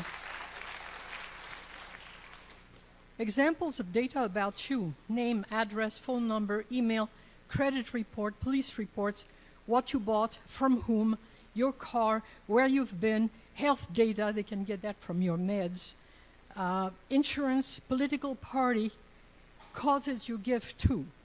All of that can go into data center. Say, for example, you do business with a bank. They get your information, but to get the service, you have to sign on the dotted line that you have read their conditions. Lost in these 20 pages of legalese, you will find the term third party, which is the escape hatch. And just like that, you consented to let your information be divulged to a host of companies you've never heard of and will get contacted by.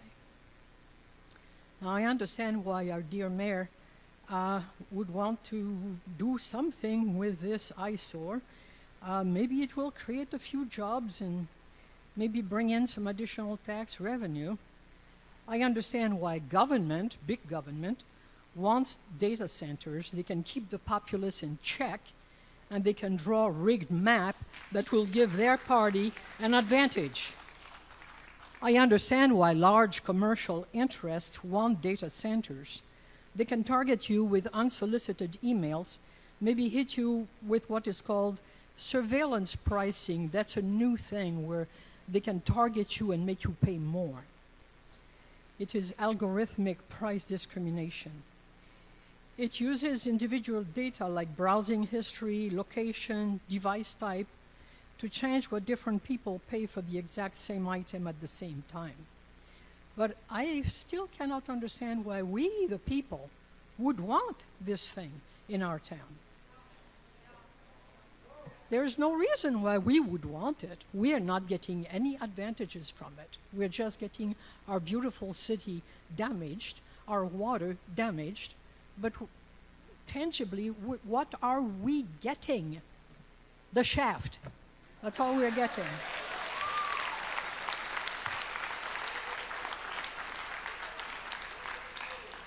So that would be something to ban specifically data centers, because they are a different kind of cat.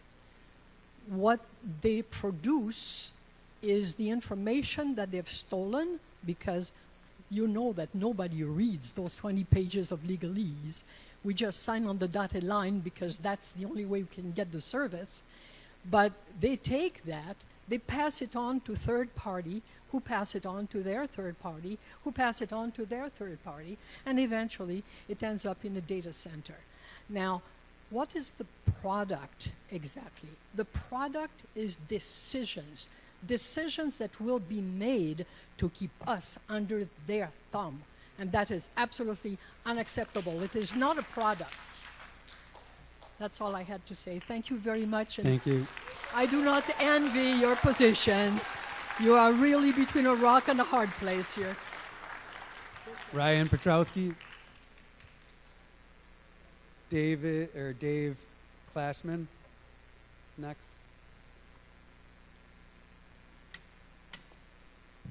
Hello.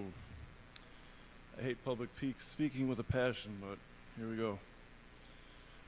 I think you can see why there's trust issues among the community around here, though, between Kyle Kearns' deals and the alderman's threats. I think it's hard for us to sit here and take your word at anything right now. Mayor Zacher, on your Facebook profile, it states, focus on building strong communication in order to find common ground that leads to the best solutions as we move forward as a community. You do work for the community, do you not? Additionally, one could argue there hasn't been strong communication. The community has made it clear that we do not want this here, yet we are seemingly having a fight against the city and infamously corrupt politicians. Politicians are inducted with bribery, wire fraud, conspiracy, and soliciting illegal campaign contributions. We aren't allowed to speak on this now because it might persuade you when you were having private meetings that undoubtedly have already been persuaded.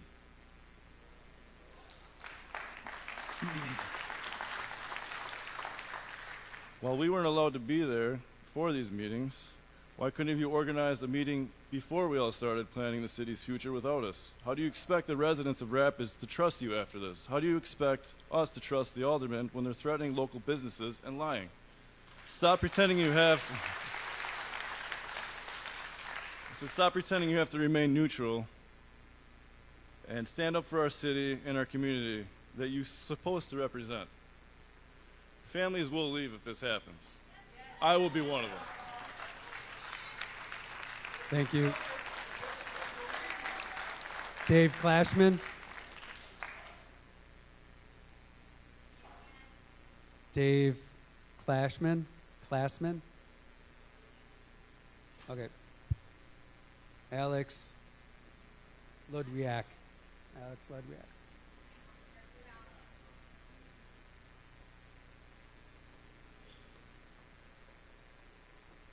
Okay. Thank you so much. My name is Alex. First off, I do want to say I, in a weird way, am thankful for this because you see people of all ages, all creeds, all political spectrums against this and wanting to talk about this for very valid reasons. I am against the data center. I say no data center. And in that vein, fire Chris Smith is what I would like. Find a neutral lawyer. Please do the moratorium.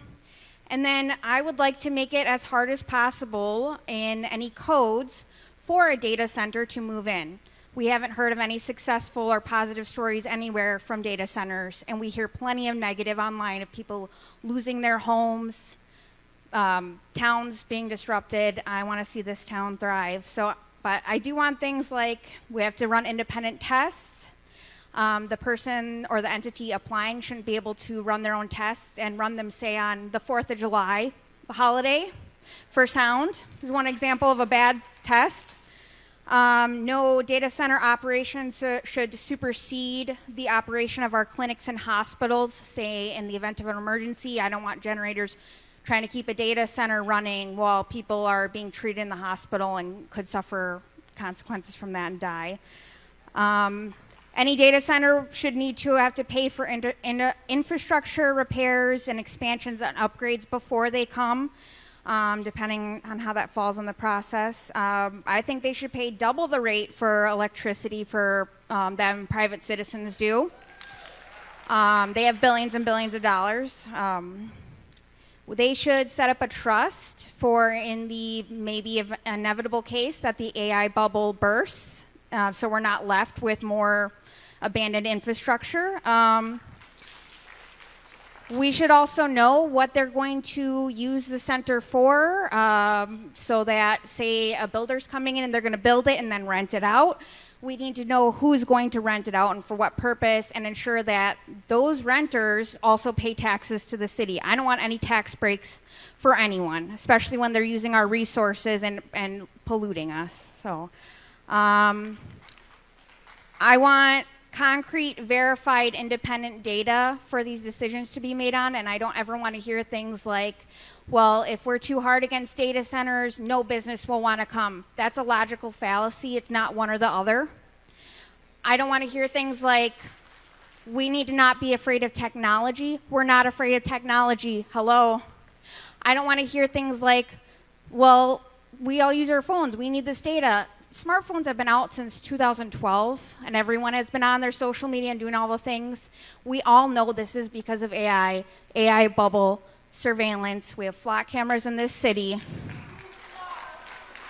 So I don't want to hear any kind of dismissing argument of our very logical and valid concerns that, again, span all kinds of groups for various reasons. Whether you're worried if you won't be able to leave, which I'm personally worried about. I won't be able to sell my house if a data center is coming in.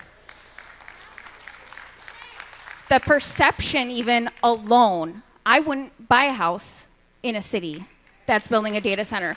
So I'm worried I'm stuck here now. And on a personal note, my mother lives just 2 miles away from that site. She has COPD already. She has asthma. Her quality of life, she has to limit what she can do when she can go outside. You're going to trap my mother in her own home and make her health worse. Thank you for hearing us. Thank you for making announcements when things change. I sincerely hope that most of you have been misled by Chris Smith and, people who have more resources and money than we all do put together. And just please do anything and everything you can. Fire Chris Smith, get a new lawyer, see what we can do to stop what we're doing now so we're not just wasting our time. And like someone said, be the hero, because best case scenario, we get some taxes, but we're all afraid of the worst case scenarios where we all have higher rates of cancer or damage our health even more, wildlife are gone, abandoned infrastructure, ICE detention, that it could be used for all these things. There's a lot more negative that can happen, we all feel, based on reality. Thank you. Thank you. Tim Ryan.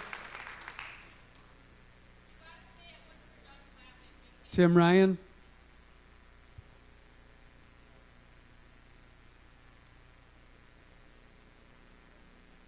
I think I have Tim Ryan.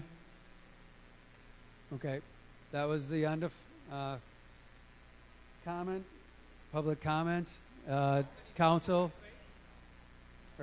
commission. What's that?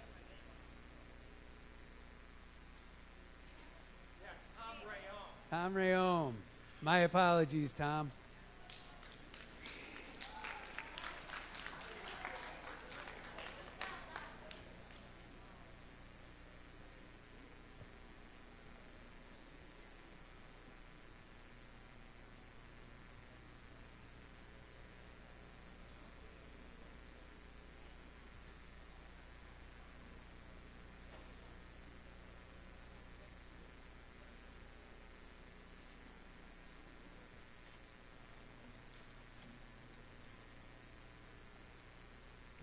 Good evening, everybody. Oh, can you hear me? Okay.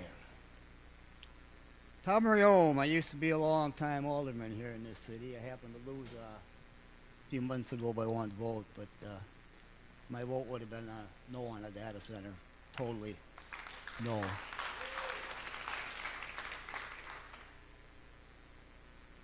I think you're all responsible if a question would be asked. Do you support a data center?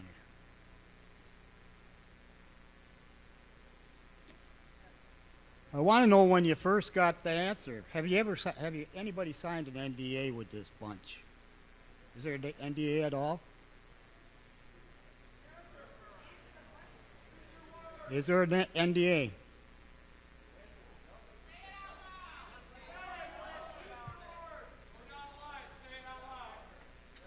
There are no NDAs.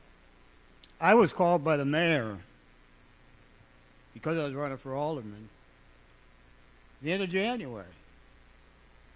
He said he was going to call all the aldermen, all the persons, and he called me because I was running for alderman.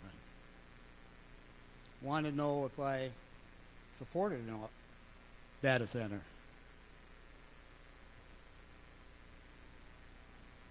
I told him no. That was the last call I had on a data center from the mayor. But obviously, there have been people trying to do things. If they want to say it didn't start till later, they were doing things before. How convenient. An ordinance gets passed in April, and a week later, things are in action.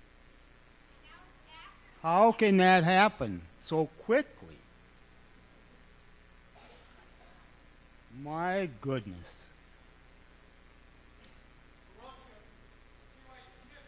I'll agree with some of that. Now they write this ordinance, though, and here we're sitting, and even an alderperson says they've learned more. Well, they haven't learned more because they researched it. They learned more because all of you and all that aren't here. They want our perspective, or what we think. They've heard a lot. I almost wasn't going to come up and talk because everything almost has been said. But I thought, well, and they know, I usually don't stay quiet. So they passed an ordinance with, I would say, absolutely zero information. That and zero intelligence. How can you pass something, and then they say, put in, will be saved because of a CUP, conditional use permit.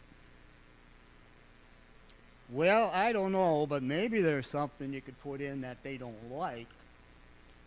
But they have so much dang money, they could buy the city if they want to.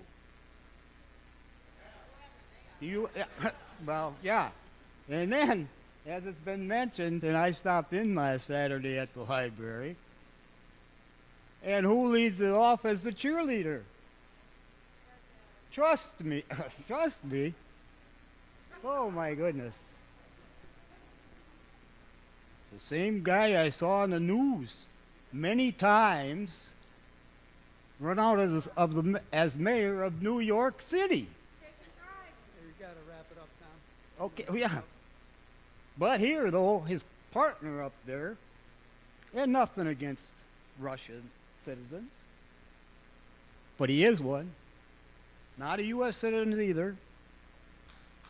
Never built this here, but they don't want to build one. They don't know for sure what it's going to be like.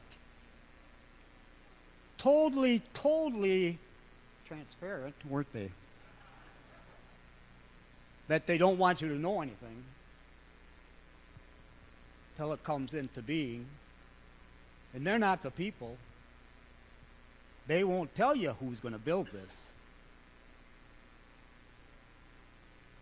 And they want us to put on restrictions.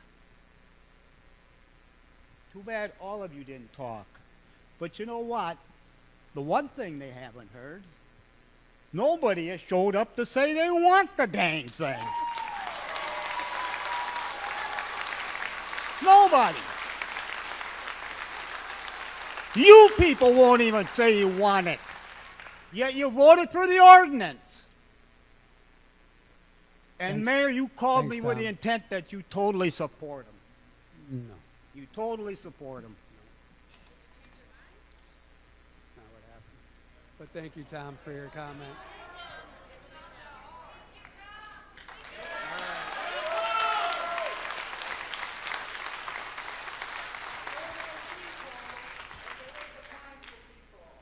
Commission, thank you, everybody. Appreciate all the comments and feedback.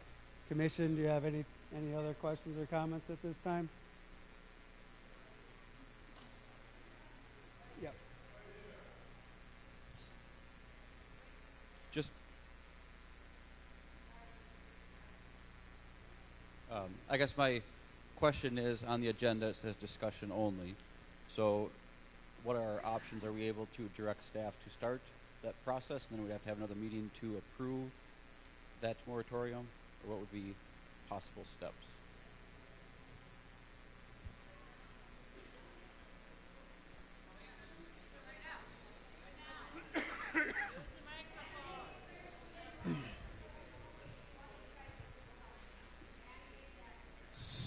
Yeah, so we would have to set up a new meeting. We can do it as quick as you guys want. But go ahead. I would, historically, when we're talking about ordinance amendments, Plan Commission has provided feedback, Council has provided feedback, and I'd certainly appreciate any feedback in regards to the memo, the comments, other discussion, some of our comments, and then we can act accordingly based on that feedback. Right. So I would.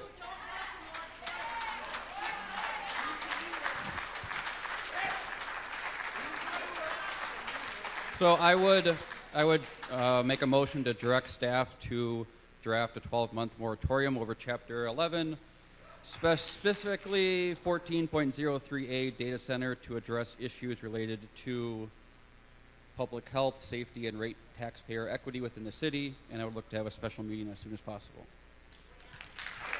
I'll second it.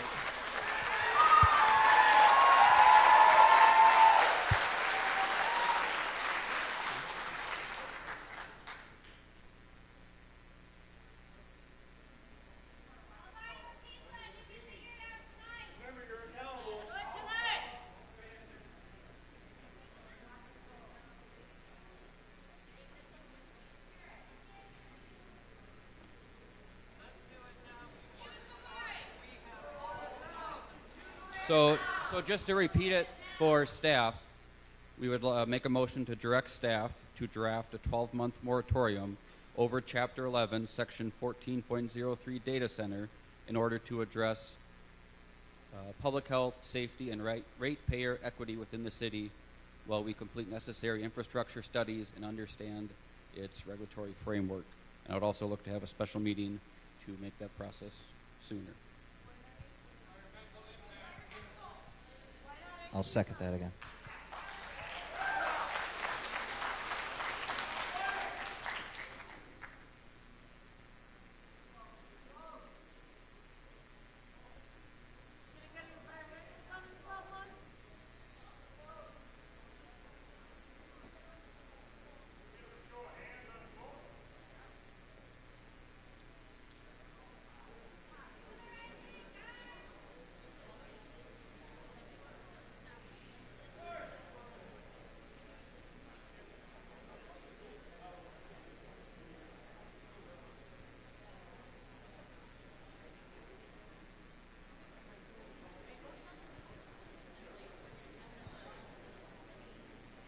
I got a motion by Davin, seconded by Schifferl.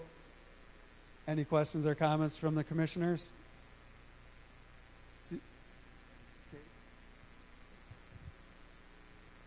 Due to my employer, I'm going to have to recuse myself from this vote due to conflict of interest.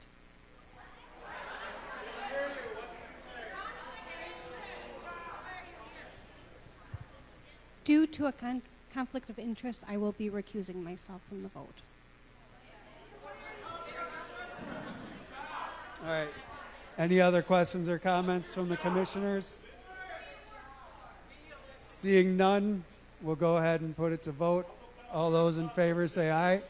Aye. All those opposed say nay. Ayes have it, 6-0.